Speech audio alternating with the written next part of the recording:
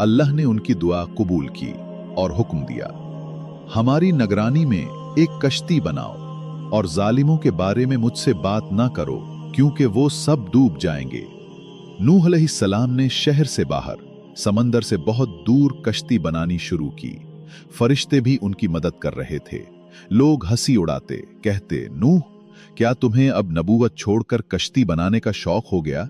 समंदर से इतनी दूर क्यों बना रहे हो? क्या पानी तक घसीटोगे या हवा उड़ा कर ले जाएगी?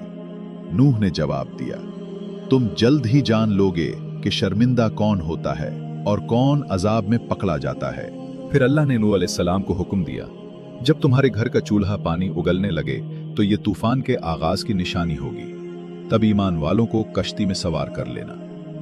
वो खौफनाक दिन आ पहुंचा। जब नूह के घर का चूल्हा पानी उगलने लगा तो वो समझ गए कि वक्त आ गया है। नूह अलैहिस्सलाम ने ईमान वालों के साथ हर जानवर, परिंदे और कीड़े के जोड़े को भी कश्ती में सवार कर लिया।